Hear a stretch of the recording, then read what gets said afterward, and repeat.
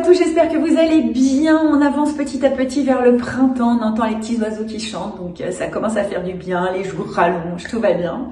Je vous félicite parce que vous avez beaucoup commenté le portrait de Sandrine, qui était vraiment un très chouette portrait, même si des fois j'ai pas assez de temps pour faire encore plus de choses puisque je suis toute seule derrière la caméra. Mais voilà, Sandrine, c'était un très beau portrait de résilience. Aujourd'hui, nous allons parler d'un sujet qui nous touche toutes pendant que l'on soit malade ou pas. Ce sont les infections vaginales et pour ça, je suis allée au cabinet de Laurine Rivoilon. Bon alors Laurine, bonjour, on te souhaite une super belle année. Merci, bonne année. On est ravis de te retrouver pour une nouvelle chronique puisqu'on avait dit que tu allais régulièrement nous faire des chroniques santé. Oui. Et aujourd'hui, nous allons parler de tous les problèmes liés à la foufoune. Oui. Voilà. Et Exactement. aux infections urinaires. Alors, c'est vrai que au niveau, c'est toujours compliqué de se retrouver. J'ai une mycose, j'ai une vaginose, je ne sais pas quoi, je trouve pas de rendez-vous pour aller chez le médecin. Oui. Donc, tu vas nous éclairer sur tout ça. Ouais. Je voulais commencer par les infections urinaires, mais après On peut voir. commencer par les infections urinaires, ouais. Allez, tout à fait. En fait, les infections urinaires, je voulais commencer par ça parce que c'est très fréquent. On dit que dans la vie d'une femme, en fait, il y a 40% des femmes qui vont être concernées au moins une fois dans leur vie. Et il y en a qui ont des cystites, c'est des infections urinaires à répétition.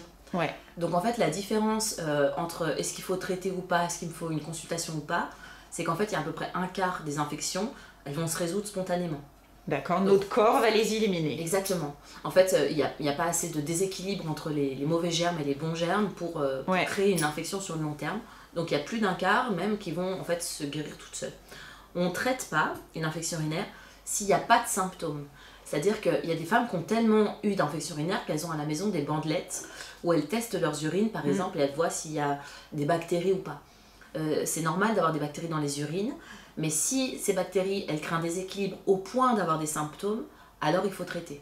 Alors, qu'est-ce que tu appelles du coup les symptômes? Parce que du coup, Oui, c'est il y en a beaucoup. mal au ventre. Ouais, parce que alors, moi, en plus, j'ai l'impression quand même que tu as des femmes, comme tu dis, qui sont habituées, qui en ont tout le temps, Oui. et d'autres qui en ont pas vraiment. Donc, Exactement. comment reconnaître les symptômes d'une cystite ou d'une infection urinaire quand t'as pas l'habitude? Alors déjà, pourquoi est-ce que les femmes elles en ont autant en fait par rapport aux hommes, tu vois, on pourrait se poser la question. En fait, c'est vraiment un principe anatomique, c'est que l'urètre d'une femme, donc de la vessie à la sortie de l'urine, on a 4 cm de tuyaux. Les hommes, eux, ils ont beaucoup plus en fait. Donc sur ces 4 cm, il y a un condensé de bactéries qui peut être à l'entrée du vagin ou quand la vessie est malade, du coup, issue de la vessie. Donc en fait, c'est vraiment un nid à microbes sur 4 cm. Ce qui va augmenter les infections urinaires, c'est vraiment celles qui vont avoir des habitudes néfastes, comme par exemple se retenir d'uriner longtemps sur la journée. Quand tu es au boulot, puis que voilà, tu te retiens d'uriner, ça c'est assez, ça va provoquer facilement des infections urinaires. Il y a toute la vie sexuelle de la femme, si elle utilise des lubrifiants spécifiques, des choses qui vont dégrader sa flore, des préservatifs avec des lubrifiants qui ne vont pas être adaptés.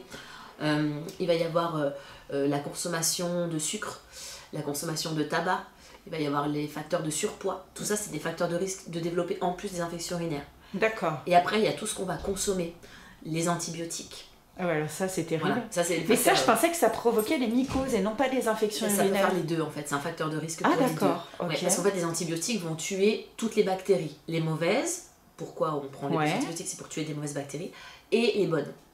Et du coup, souvent, après des traitements antibiotiques... T'as plus de flore. Voilà, exactement. Et du coup, il faut réensemencer, en général en probiotiques, soit en même temps que l'antibiotique, soit après, soit les deux. Mais si on laisse la nature faire, quand on a détruit toutes les bactéries, en fait, qu'est-ce qui revient? C'est les mauvaises. Donc c'est pour ça qu'il faut absolument remettre volontairement des bonnes par les probiotiques. Une question peut-être débile, quand tu t'essuies et que tu vas à la selle, oui. Et il faut faire très attention. Ouais, et j'avais même pas pensé en reparler, mais en effet, on doit faire de la prévention à ce niveau-là, on doit toujours s'essuyer dans le bon sens. Donc le bon sens, en fait, c'est quand on part de l'urètre en direction de l'anus. En fait, certaines femmes vont s'essuyer à l'envers. Ouais. Voilà. Et là, tu peux provoquer des bactéries. De ouf. Pardon. Oui. Oui, là, si tu t'essuies en fait à l'envers, tu vas remonter des bactéries pathogènes qui sont au niveau du système digestif, de l'anus, vers l'urètre. Et elles n'ont rien à faire là, quoi. Donc du coup, ça risque de créer des infections vaginale et infection urinaire. Qu'est-ce qui fait que tout d'un coup tu les développes? Justement, c'est plutôt un changement. Le stress, c'est un gros facteur de risque. D'accord. Donc un gros coup de stress, un antibiotique, un changement hormonal. Voilà, genre tétamoxifène, tous les traitements hormonodépendants qu'on nous donne pendant les cancers. Exactement, les pilules. Donc quand on a des infections urinaires à répétition, il faut inviter les patientes à reconsulter pour changer de contraception. Une grossesse, c'est un gros changement hormonal aussi. Ben voilà. ouais. Tout ça, ça peut déclencher en fait une infection urinaire. Et après, ça peut être des cercles vicieux, puisque si on détruit les mauvaises bactéries et qu'on ne remet pas des bonnes, et ben du coup, il va y avoir des infections chroniques. Il peut y avoir. Donc quand tu as l'habitude de développer ce genre d'infection, est-ce qu'il faut prendre des probiotiques régulièrement? Alors normalement non, en fait on fait une cure de probiotiques, donc c'est sur un temps défini, après le stress engendré sur le corps, donc le changement hormonal, le traitement, ou voilà, des mauvaises habitudes de vie, et on essaye vraiment d'éviter d'avoir des carences, parce que les femmes qui vont faire des infections chroniques comme ça, des fois on s'aperçoit qu'en fait elles sont complètement carencées en fer, et notamment en vitamine D. Ah, d'accord. Donc voilà, faire attention aux carences. Et ce qu'il faut faire attention surtout, c'est dans le quotidien, c'est vraiment l'hygiène de vie. Beaucoup de femmes se nettoient trop. Ouais, c'est ce que j'allais te dire, j'allais te poser cette question, justement, est-ce qu'on se nettoie pas trop? Oui, en fait, le système urinaire, le système vaginal, c'est des systèmes auto-nettoyants. Donc c'est-à-dire qu'en fait, normalement, il n'y a pas de bactéries dans la vessie, elle l'élimine vers l'extérieur, il n'y a jamais rien qui remonte. Pareil pour le vagin, on a tout le temps des pertes en fait qui vont vers l'extérieur. Donc, si on se nettoie à l'intérieur, on va créer un stress pour l'organisme qui va se sentir agressé et qui va sécréter encore plus. Le problème, c'est de vouloir toujours sentir bon ou de vouloir ne rien sentir. Et on utilise parfois des protège-slips qui vont être parfumés. On va utiliser des lingettes pour se nettoyer correctement. Ça, c'est le pire. Voilà. Et en fait, c'est des produits chimiques qui vont agresser le corps. Donc, il va vouloir se défendre, il va vouloir sécréter. Et plus on va sécréter, plus on va vouloir se nettoyer. Et on est dans un cercle vicieux. Donc il faut des produits adaptés, des protège-slips sans colorant, pas de colorant bleu dessus, pas de parfum. Donc là, t'en élimines beaucoup dans les supermarchés. Hein. Ah oui. Oh, ouais. De ouf. Donc plutôt acheter des serviettes en magasin bio. En coton bio ou des serviettes lavables, des protège-slips lavables. Ça, c'est ce qu'il y a de mieux. Parce que le problème des protège-slips, c'est qu'il y a toujours un côté plastifié et un côté du coup qui absorbe. Et le côté plastifié maintient la chaleur et l'humidité contre le périnée. Donc ça provoque un nid en fait parfait pour développer des champignons par exemple. Et je reviens sur un point, tu as dit il y en a beaucoup qui vont se laver de l'intérieur. Oui, donc, du coup, douche vaginale. Ouais, alors une douche vaginale c'est quoi? Tu vas à fond En fait c'est quand on va introduire le doigt avec du savon ou juste de l'eau et qu'on va aller frotter l'intérieur du vagin à l'entrée. Donc ça vaut mieux pas le faire. Ah oui, non, on doit se laver en fait qu'à l'extérieur avec de l'eau tiède ou un savon adapté. D'accord. Donc savon adapté, le mieux c'est le pH neutre. L'acidité du vagin, le vagin est plutôt acide en fait. Et du coup, si on a tendance à faire des mycoses, du coup il faut adapter le pH, des vaginoses, encore un autre pH. Donc le plus simple c'est le pH neutre qu'on va utiliser sans mettre de produit à l'intérieur. Alors, on cite un peu une marque, il y en a chez Saforel, etc. Mais le jean hydralant, il a ce genre de produit. Quand tu commences à avoir des gratouilles, c'est jean le jaune là. Et le violet, il a 0 pH. Voilà, en fait, dans toutes les marques, il va y avoir différents types de pH. Et c'est un peu compliqué pour s'y retrouver. Donc, c'est vrai que nous, on conseille souvent le pH neutre. D'accord. Voilà. En fait, il vaut mieux faire une éviction de tout produit et utiliser simplement de l'eau chaude ou un pain de savon en nettoyant que à l'extérieur, plutôt que d'aller utiliser du Tahiti douche. Ouais, ça c'est clair. Avec les colorants et les parfums. Ouais. Donc, alors, les symptômes de l'infection urinaire, du coup. Donc, les symptômes, ils sont assez classiques. C'est des femmes qui vont aller uriner très fréquemment. De façon, donc plusieurs fois dans l'heure, tu viens d'aller uriner et puis même pas une demi-heure, une heure après, tu as de nouveau un besoin impérieux d'aller uriner. Donc il faut y aller tout de suite. Il peut y avoir des douleurs au niveau du bas-ventre. Ouais, donc ça fait quoi? Comme des brûlures Ouais, il peut y avoir des brûlures, voilà, exactement. Et on peut avoir surtout dans les urines des pertes de sang. Alors, c'est pas forcément systématique. Et c'est pas forcément plus grave, d'accord? Mais ça veut dire qu'il y a un déséquilibre entre les bactéries et la paroi vésicale en fait qui se fait agresser. Et donc ça, tu le détectes dans une bandelette. Donc par exemple, quand tu achètes tes bandelettes en pharmacie, le résultat c'est quoi pour dire là, il vaut mieux que j'aille voir un médecin? En fait, donc c'est vraiment les symptômes. C'est vraiment les symptômes plus que la bandelette. La bandelette, elle va dire est-ce qu'il y a un peu de sang, est-ce qu'il y a beaucoup de bactéries, est-ce qu'il y a des nitrates, enfin ça va vraiment en fait donner plusieurs indicateurs. Mais ce qui est parlant, c'est les symptômes. Donc si j'ai des symptômes qui font que je dois aller uriner plusieurs fois par jour de façon urgente et que ça passe pas malgré le fait de ne pas trop se nettoyer, d'arrêter les protège-clés, de beaucoup boire, d'arrêter les sucres. Ça, c'est vraiment... Les sucres, ça nourrit les bactéries. Donc, infection vaginale, infection urinaire, on arrête les sucres. D'accord. Voilà. Bon, ça, faut le noter. Hein. Et beaucoup boire, donc de l'eau. Voilà. Donc, en buvant beaucoup, certaines femmes ont l'habitude, elles sentent les premiers picotements au niveau de l'urètre. Elles boivent 1,5 litre d'eau dans les 2 heures qui viennent. Et du coup, ça passe l'infection urinaire. Donc, quand tu dis je vais chez le médecin parce que ça passe pas au bout de combien de jours? C'est quoi? 48 heures. Sur 48 heures, Donc, et on risque pas de faire une pyélonéphrite parce qu'une pyélonéphrite, ça te cloue au lit quand même. Alors, tes douleurs sont... La différence entre l'infection urinaire et la pyélonéphrite, c'est que la pyélonéphrite, ça va vraiment attaquer les reins. Donc, ça ne s'arrête plus à la vessie, ça remonte en haut, ça va infecter au niveau des reins. Et du coup, ça va provoquer des douleurs au niveau du bas du dos et de la fièvre. Ouais, donc là, t'attends pas, tu vas chez le médecin. Infection urinaire et fièvre, c'est pyélonéphrite, la définition. Ok.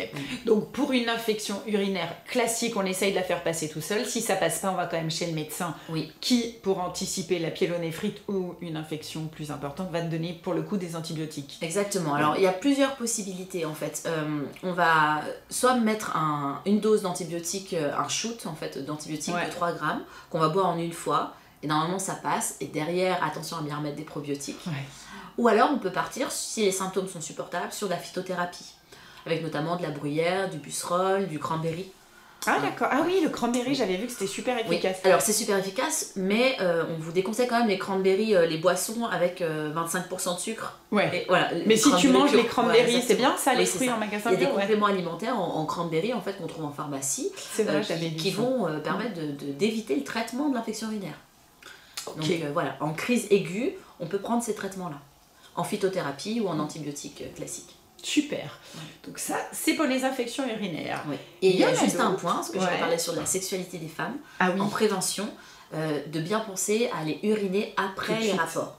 Parce qu'au moment du rapport, c'est là en fait où on va augmenter le frottement, l'irritation de l'entrée de l'urètre, et du coup on peut provoquer l'insertion de bactéries. Donc toujours aller uriner après le rapport pour les femmes qui sont sensibles. Si tu as une infection urinaire légère, tu peux quand même avoir des rapports ou là tu risques d'accentuer? Non, ça dépend des symptômes, quoi, du coup, mais il n'y a pas de contre-indication à avoir des rapports avec une infection urinaire. Ok, très bien. Alors on va passer aux infections vaginales. Et là on en a une myriade. Enfin pas forcément une myriade, mais c'est difficile de reconnaître. La principale, c'est les mycoses.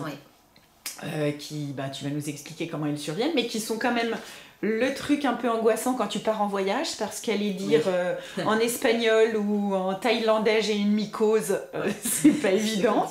Donc comment faire pour anticiper et se préparer quand on part en voyage par rapport à ça? Donc voilà, on peut peut-être commencer par la mycose. La mycose, la définition, c'est des démangeaisons ou des brûlures qu'on va avoir sur la vulve à l'entrée, au niveau du vagin, des grandes lèvres ou à l'intérieur. Donc ça peut gratter à différents endroits. C'est vraiment démangeaisons ou brûlures et des pertes. Alors on décrit des pertes type lait caillé. Alors du coup, je disais que c'est pas toujours évident de repérer ce que c'est. Donc c'est vraiment, au lieu d'avoir des pertes blanches, fluides, liquides, uniformes, on va avoir des morceaux comme des petits bouts de papier qui vont être dans les pertes. Ça fait des petits morceaux, comme des petits morceaux de papier toilette, blancs. Sur toutes les mycoses? Pas d'odeur. Sur les mycoses, oui. Et alors, si on les voit pas forcément sur le slip, il y en a en tout cas à l'intérieur, c'est sûr. S'il y a vraiment une mycose, ça se développe comme ça. Donc, qu'est-ce que c'est? Ce sont des champignons. Souvent, c'est le Candida albicans. C'est un champignon qui va se développer à la place des bonnes bactéries du vagin. Donc, dans le vagin, il y a des bactéries qui s'appellent les bacilles de Doederlein, la flore de Doederlein, on entend souvent parler. C'est des bonnes bactéries qui nous protègent contre les virus ou contre des bactéries pathogènes. Et en fait, quand il y a un déséquilibre à cause d'un stress, donc là encore changements hormonaux, les antibiotiques, les pilules, la surhygiène, le changement de partenaire, des choses comme ça, il va y avoir un déséquilibre de la flore au profit de ces champignons qui vont se développer. Donc c'est normal d'avoir quelques champignons, mais si on n'a pas une assez bonne flore pour contrer, il va y avoir des symptômes. Donc démangeaisons, brûlures, pertes blanches, lait caillé. En fonction du type de sexualité qu'on a, on peut aussi transmettre ces germes à d'autres partenaires. C'est pas considéré comme une maladie sexuellement transmissible pour autant. C'est-à-dire que si on a une mycose, on n'est pas censé traiter le partenaire. Sauf si on commence à avoir des mycoses à répétition ou autre, dans ce cas-là, on peut se passer le germe. Ouais, bon, ceci dit, quand on a une mycose, il vaut mieux éviter les rapports. Souvent, ça exacerbe les symptômes. Donc, si on a l'impression d'être en feu, c'est compliqué d'avoir un rapport. Donc, j'ai une mycose. Est-ce que je vais chez le gynéco, chez la sage-femme pour bien dire c'est une mycose, ou est-ce que je me traite avec des ovules que j'achète sans ordonnance en pharmacie et les crèmes? Ou pas? Et ben un peu comme on peut, parce que les rendez-vous chez les médecins, c'est toujours un peu compliqué de l'avoir dans les 48 heures, et quand on a une mycose, on peut se réveiller la nuit à se démanger et pas réussir à être correctement le lendemain. Donc en fait, il faut vraiment traiter assez rapidement. Les conseils en pharmacie sont bons, donc c'est intéressant si vous n'avez pas rendez-vous avec votre sage-femme, votre gynéco, d'aller consulter en pharmacie, mais il faut comprendre que la mycose, elle se crée à l'intérieur.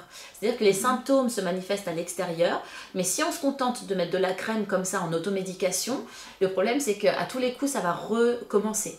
Parce que les champignons, ça fonctionne en fait avec un certain cycle.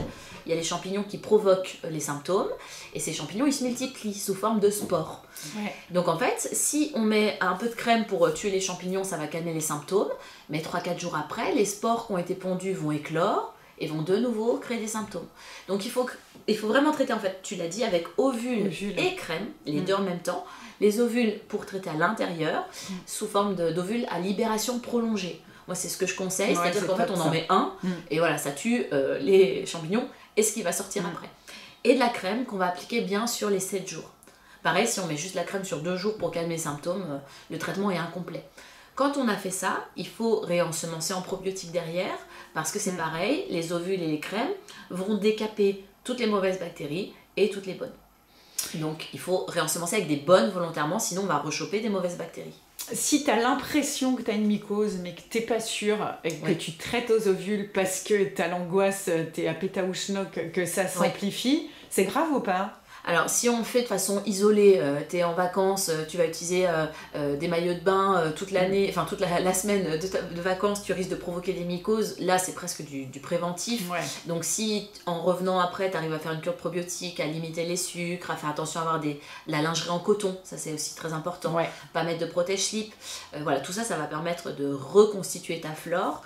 Mais un gros traitement antibiotique peut entraîner plusieurs mycoses chroniques. Donc, on parle de chronique quand c'est plus de 4 fois par an. D'accord. Donc en partant en vacances, c'est intéressant d'avoir un traitement préventif, d'avoir un traitement ovules et crème si on part à l'étranger. C'est clair. Ça évite de se retrouver coincé. Alors, donc après, sur les mycoses, je me disais, est-ce qu'il n'y a pas un test quand tu penses que tu as une mycose mais que tu n'es pas sûr, à partir du moment où tu appliques l'ovule ou la crème, justement, ça picote. Oui. Est-ce que c'est pas la preuve qu'il y a? Alors c'est pas si simple, mais oui, je vois ce que tu veux dire. Par exemple, si l'ovule il est efficace et que ça te brûle, est-ce que c'est bien ça? Est-ce que c'est que ça commence à traiter? D'accord. Pour certaines patientes, en effet, ça va en fait exciter les bactéries qui vont se manifester avec plus de symptômes, donc plus de brûlures, et puis derrière il va y avoir un soulagement. Donc ça, c'est que du coup, c'est surtout le fait de diminuer les symptômes où tu sais que c'était bien ça. Mais certaines femmes vont avoir des douleurs, des brûlures, qu'elles vont associer à des mycoses parce qu'on va pas forcément faire attention aux pertes. Et en mettant un ovule, ça peut les brûler parce qu'elles ont déjà un terrain fragile, notamment une sécheresse vaginale. Et donc du coup, tu vois, ça peut leur faire des symptômes de brûlure alors que c'était pas une mycose, il n'y avait pas de germe de mycose, quoi. D'accord. Donc il faut vraiment essayer d'éviter l'automédication. C'est assez spécifique la mycose. Dans l'idéal, on consulte. On a même, si jamais, des consultations en ligne, soit en téléconsultation ou sur symptômes, en ayant un diagnostic approfondi, on peut savoir si la patiente décrit une mycose ou une vaginose. Parce que le traitement est différent. Est-ce qu'il y a des autotests? Des choses comme il existe aujourd'hui pour le Covid? Écoute, pas que je connaisse. Alors pour la vaginose, oui, il y a un test en fait au niveau du pH du vagin où on voit si c'est plutôt alcalin pour le coup ou acide. Donc ça, on peut savoir si c'est une vaginose. Pour la mycose, je ne sais pas. D'accord. C'est une bonne question. On va regarder, puis c'est de se renseigner. Sinon, c'est une idée pour les labos. Parce qu'il existe tellement de tests aujourd'hui, savoir si tu ovules, savoir si... Donc c'est très probable que tu peux faire un autotest, savoir si c'est du candidat albicans. Ok, donc mycose. Ensuite, on a les V. Vaginose, vaginite, on comprend rien. Quand tu vas regarder sur j'ai tel symptôme sur Internet, tu te dis merde, je comprends rien.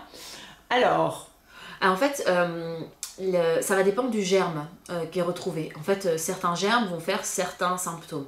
Donc la vaginose, c'est un déséquilibre de la flore. C'est-à-dire, c'est des bactéries qui vont venir, un peu comme les mycoses, mais c'est pas des champignons. Donc c'est des bactéries qui vont venir, qui vont dégrader la flore de Döderlein et du coup créer un déséquilibre avec des symptômes qui sont complètement différents de la mycose. Là, a priori, il n'y a pas de douleur particulière. Il peut y avoir quelques rares brûlures, mais c'est surtout des pertes très abondantes avec une odeur type poisson. Donc tu pues quoi. Tu passes pas à côté. Ouais, les patientes, elles décrivent vraiment cette impression d'avoir quelqu'un qui les suit dans la rue, quoi, qui peut les suivre à la trace, tu vois. Ah, c'est sympa. Alors que non, en fait non, voilà, vraiment c'est que sur soi. Les autres ne sentent pas, mais c'est la sensation que ça provoque pour dire à quel point c'est fort. Donc les odeurs type poisson, c'est vraiment typique de la vaginose. D'accord. La vaginite, il va y avoir des symptômes justement de brûlure, il va y avoir des douleurs d'inflammation en fait. Mais bien différents de ceux de la mycose. Oui. Il ne va pas y avoir ce côté de démangeaison. C'est plutôt vraiment une sensation de brûlure, et ça d'être en feu. Et ça gonfle, voilà, exactement. D'accord. Les périnées qui gonflent, qui sont en fait complètement irritées, mais il n'y a pas forcément il n'y a pas de sensation de démangeaison. C'est plutôt vraiment d'être en feu, quoi. Et ça, c'est aussi provoqué par un dérèglement hormonal, stress, machin truc et autres, frottement. Ça peut, oui, ça peut être la source, exactement. Ok. C'est très fréquent aussi. Ouais. Donc voilà, le problème c'est qu'on a tendance justement à voir les pertes comme quelque chose de sale, et quand tu as en plus une odeur poisson, bah là tu te sens encore plus sale, donc tu vas encore plus décaper et tu entretiens du coup les vagines. Alors pour ça il y a des gynos, je sais pas quoi. Alors il y en a encore beaucoup, de différentes c'est des marques. espèces de gel que tu mets aussi, ou je ne sais quoi. En fait souvent on met surtout des ovules qui vont... d'abord on va traiter, s'il y a un gros déséquilibre comme ça, on peut pas juste mettre des probiotiques. Mais là tu es obligé du coup d'aller voir ta gynéco, ta sage-femme. Ok. Oui, parce qu'en fait là il faut faire un prélèvement vaginal. Pour savoir si c'est du trichomonas, du Gardnerella, voilà, si on part sur une vaginose, une vaginite, voilà. Et des fois on va retrouver une mycose associée. Donc il faut faire un prélèvement vaginal. Je voulais insister sur les prélèvements parce que on fait aujourd'hui, soit c'est votre sage-femme qui vous fait le prélèvement, soit vous allez au laboratoire, et en fait il est possible de faire vous un auto-prélèvement. Donc j'invite les patientes à faire des auto-prélèvements parce qu'elles se connaissent mieux. C'est pas sorcier, c'est un coton-tige en fait tout simplement. On commence à être habitué. Voilà, qu'on va insérer un coton-tige exactement, c'est le même coton-tige, un peu plus épais, qu'on va insérer au niveau du vagin sur 3-4 cm, on touille comme pour le Covid et on met dans un tube. Voilà, c'est tout simple et on n'a pas besoin d'aller mettre un spéculum pour aller faire des prélèvements, d'accord ? Ça peut, quand vous avez une vaginite avec une inflammation, une sensation de brûlure, un spéculum qu'on met en place, c'est vraiment très désagréable. Et c'est pas justifié, sauf si on va aller voir à ce moment-là qu'on doit vous faire un frottis. Bon, là c'est encore différent pour le cancer du col. Mais un prélèvement vaginal, ça peut être un auto-prélèvement. Et donc du coup, si ton test est positif, la pharmacie donne des médicaments sans ordonnance ? Alors non, il faut, voilà, justement, donc l'avantage d'avoir fait un prélèvement vaginal, donc même un auto-prélèvement vaginal, c'est qu'on doit quand même vous le prescrire. Donc votre médecin, votre sage-femme vous prescrit le prélèvement, mais c'est juste vous qui le faites pour pas être gêné. Et du coup, le professionnel de santé reçoit les résultats et doit les traiter. Donc, il y a du Gardnerella sur le prélèvement de ma patiente, je dois lui envoyer un traitement adapté. Ok, donc mais t'attends combien de temps entre le moment où tu te dis là il y a tout qui a gonflé en bas, où je pue le poisson Alors le moins longtemps possible, parce qu'en fait le temps de faire le prélèvement, on en a facilement pour 3 jours quoi, d'avoir les résultats pour qu'ils traitent. Il faut le plus vite possible. Quand vous venez consulter pour ces symptômes-là, on met sur interrogatoire aussi, on met déjà des traitements en place. On fait le prélèvement pour vérifier qu'il n'y ait pas autre chose. Mais une patiente qui va dire j'ai des pertes abondantes, ou je suis gonflée, je suis irritée, on va faire un examen de la vulve, je sens le poisson, on sait que c'est du Gardnerella. Donc on fait le prélèvement vaginal, on donne le traitement en attendant d'avoir les résultats, et si les résultats confirment autre chose, on rajoute un traitement. Mais 9 fois sur 10, on a visé bien et on a donné le bon traitement. Parce que très souvent, quand tu as les traitements hormonodépendants, tu développes ce genre de choses. Oui, parce que du coup, en fait, ça tue toutes les bonnes bactéries. Donc, ça entraîne des sécheresses, des déséquilibres de la flore, et donc, on a tout ça derrière. Donc, il y a des choses qu'on peut faire en préventif. Déjà, arrêter d'agresser le corps. Donc, comme on l'a dit, pas d'auto-nettoyage, pas de douche vaginale, je veux dire. On essaie de ne pas mettre de protège-slip. On garde de la lingerie en coton. On essaie d'avoir un vagin qui reste lubrifié. C'est-à-dire qu'un vagin sec, c'est propice au développement de bactéries. Donc ça veut dire que tu te mets du lubrifiant tout le temps? Alors, pas forcément du lubrifiant, parce que ça peut être du lubrifiant en plus qui va être issu de synthèse, voilà, ou avec des parfums, des conservateurs, mais plutôt des huiles. On peut mettre des huiles végétales, on peut mettre de la graisse de coco. Voilà, exactement. De la graisse de coco. On peut mettre des capsules d'huile d'onagre. L'onagre, c'est très intéressant justement pour les femmes qui sont en âge de procréer ou même pour la ménopause, parce que ça va en fait permettre une hydratation un peu plus profonde des tissus. On va faire attention quand on a des rapports, à utiliser des bons lubrifiants. On va faire attention à ne pas agresser le périnée et à prendre des probiotiques, baisser le stress, arrêter le sucre. C'est vraiment une hygiène de vie irréprochable. Arrêter le sucre, tu me fais flipper. C'est le mal du siècle. C'est un truc, c'est le mal du siècle, mais c'est vrai qu'il faudrait qu'on fasse un topo sur tous les effets néfastes du sucre. Oui, parce que c'est difficile, tu vois. C'est une addiction. C'est une addiction. Alors là, je peux te dire que les plaques de chocolat, ça y va. Donc la vaginose comme la mycose, c'est pas des infections sexuellement transmissibles. Donc on n'a pas besoin de traiter le partenaire, sauf si ça devient répété. Ok. D'accord. Et j'ai beaucoup de patientes qui, au changement de partenaire, elles ont un nouveau Jules, elles décrivent des mycoses à répétition pendant les 6 premiers mois. C'est du stress. Alors, c'est pas forcément du stress, en fait, c'est surtout qu'on a des flores différentes. Et donc, en fait, c'est le temps que les deux flores, elles se mettent en symbiose et qu'elles s'accordent. En fait, on fait connaissance avec un étranger, et à force de le voir, on se dit, bon, d'accord, on va le tolérer, et on va arrêter de le rejeter. Donc, voilà, donc, même à ce niveau-là, excellent. Et oui. Ouais, c'est pas que dans la tête, quoi. Alors, qu'est-ce qu'on a comme autre infection? On a fait à peu près le tour. Non, on aurait pu parler du lichen, mais qui est une maladie auto-immune assez rare. C'est un peu plus spécifique. Ça peut arriver chez des femmes de 19 ans ou des femmes préménopausées ou même beaucoup plus tardivement. Ça se manifeste par un rétrécissement des tissus et un blanchiment des tissus au niveau du vagin. Donc, les petites lèvres et les grandes lèvres peuvent s'atrophier, c'est-à-dire elles rétrécissent, ce qui va en fait entraîner une fermeture de l'ouverture du vagin. Il peut y avoir des tissus qui vont en fait pousser ou s'effacer au niveau du clitoris, donc il peut être amené à être encapuchonné complètement, et on va avoir des plaques blanches qui vont se dessiner un peu partout autour du vagin, autour de l'anus aussi. Pour le traiter, on met en place des corticoïdes, sur le long terme en général, mais pas forcément tous les jours. Ça peut être 2 jours de corticoïdes par semaine pendant 6 mois. Voilà. Et après c'est à vie, hein, je crois. Ça peut être à vie. C'est une maladie auto-immune. Alors voilà, en fait le problème c'est que c'est le corps qui va en fait dégénérer au niveau des tissus. Donc on peut faire machine arrière sur le rétrécissement des tissus grâce aux corticoïdes et au bon suivi conjointement avec un médecin ou un dermato. Ce qui n'est pas anodin, hein, je crois, parce que si tu ne traites pas, tu peux aboutir à un cancer de la vulve. Exactement, voilà, ça peut augmenter les risques de cancer de la vulve, et puis dans la vie de tous les jours, ça va engendrer en fait des douleurs, parce que ce rétrécissement tissulaire va faire que les tissus vont être rigides, au lieu normalement d'être élastiques, extensibles, souples et hydratés. Il va y avoir une sécheresse et une rigidité tissulaire, ce qui fait que dès qu'on va appuyer sur le périnée, à cheval, pendant un rapport, on peut avoir des douleurs. Là où il faut faire attention, c'est qu'il faut bien savoir si tu as une mycose, une vaginite ou le lichen, parce que si tu mets un corticoïde, tu peux déclencher d'autres choses derrière. Après, c'est pas anodin. On ne doit pas faire d'automédication, surtout là-dessus. Les lichens, c'est beaucoup plus rare, heureusement, que les mycoses ou les vaginoses, mais ça nécessite de consulter. Il ne faut pas rester avec des douleurs. Et justement, alors voilà, j'ai rien, tous mes tests sont négatifs, j'ai pas de vaginose, pas de mycose, pas de lichen, mais j'ai mal. J'ai mal à la foufoune, qu'est-ce que je fais, c'est quoi? Il faut absolument consulter, et si le praticien n'est pas formé, il faut absolument reconsulter. C'est-à-dire qu'on ne doit pas rester avec des douleurs. Là, ce à quoi je pense, c'est les vulvodynies. Donc en fait, les vulvodynies, c'est des douleurs de la vulve. Ça peut être des douleurs à l'entrée du vagin, un peu plus spécifiques, ou ça peut être des douleurs sur toute la vulve, qui sont provoquées par un dérèglement en fait du message qu'envoie le cerveau. C'est-à-dire que normalement, si j'ai une mycose, je vais avoir de la douleur. mon cerveau va recevoir l'information et va entraîner des contractions pour se protéger. Et là, en fait, le cerveau, sans agression externe, sans mycose, sans bactéries, va engendrer une contraction qui provoque de la douleur. C'est-à-dire qu'en fait, il contracte sans même avoir d'effet déclencheur. D'accord. Et c'est un dérèglement. Plus il contracte, plus j'ai mal, plus il contracte. Donc c'est vraiment un cercle vicieux duquel il faut sortir en consultant.